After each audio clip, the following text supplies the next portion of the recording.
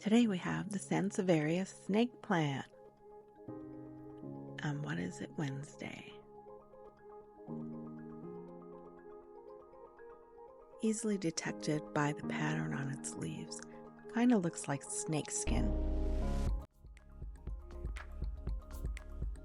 Also goes by a few other names, such as mother-in-law's tongue, African spear, bowstring hemp.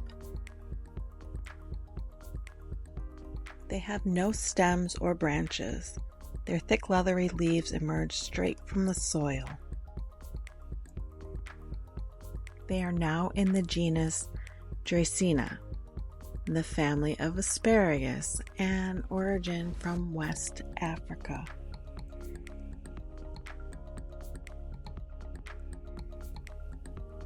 They make great houseplants because they are so easy to care for. Everybody loves these plants. Make great gifts. They are very resilient. Light, they can tolerate low light conditions but prefer indirect sunlight. Avoid prolonged exposure to direct sunlight. Watering, allow the soil to dry out between waterings. Overwatering can lead to root rot. I usually only water about once a month. Temperature, 70 to 90 degrees.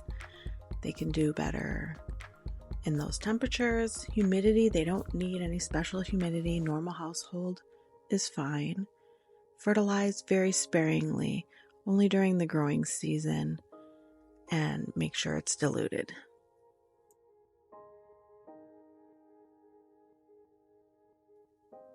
Some really cool info is they were part of NASA's clean air study, highlighting their ability to purify air.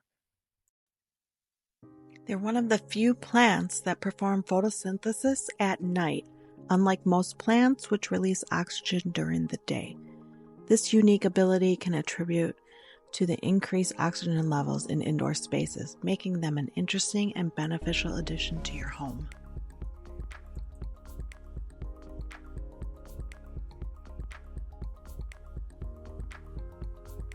They can vary in size depending on the specific variety and growing conditions. Generally, they can reach heights ranging from 6 inches to over 8 feet.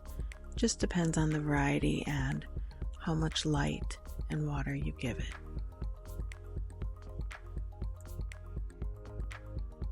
Always make sure you have it in a well-draining pot and avoid overwatering. I think I shocked mine because it's producing a flower. I moved it from a sunnier spot to not by the window, and this is the first time in years it's shot out the stem. We'll wait and see if it blooms. I heard they smell really good. If you are very patient, there's several ways to propagate the plant.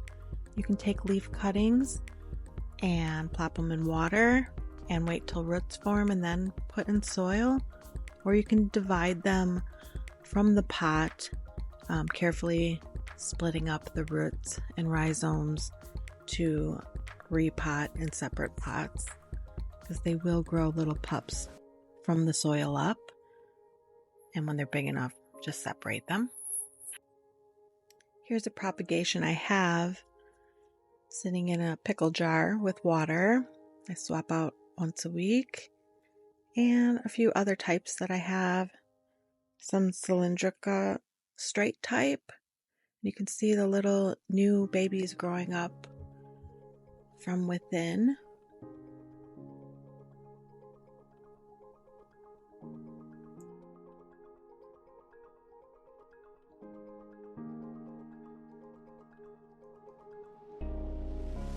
And the other one is just braided. That's how they sometimes sell them. I haven't untied the little string, but it doesn't grow very much, so you have to be very patient. But this was from the mother plant that began dying from root rot. I believe it was too cold here near the floor, and just one overwatering without making sure it drained properly did cause it to wilt, become soggy, and eventually dried out. I did notice then I kind of left it until it got to this point. But I did snip on a V shape from any part that was still firm, place it in water. I will say this took several months to end up with these little roots you can maybe see here finally starting to form. So I'm assuming it'll take several more months to get enough roots on the whole stem to place in soil and hope it continues to grow.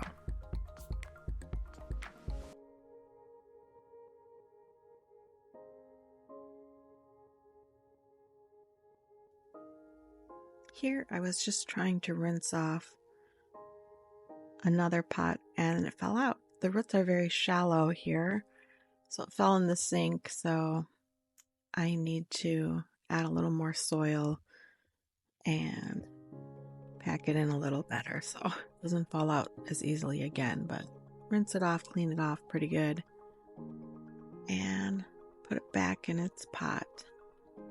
I'm a sucker for very cute pots, vase pots, and snake plants look good as hair sticking up.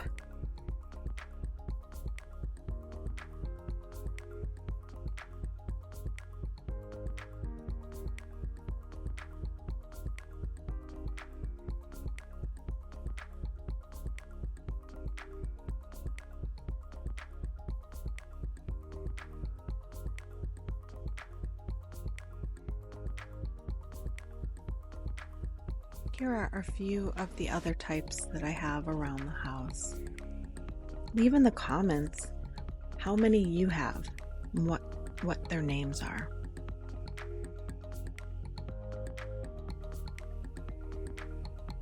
And what your favorite is. Watch to the end to see mine.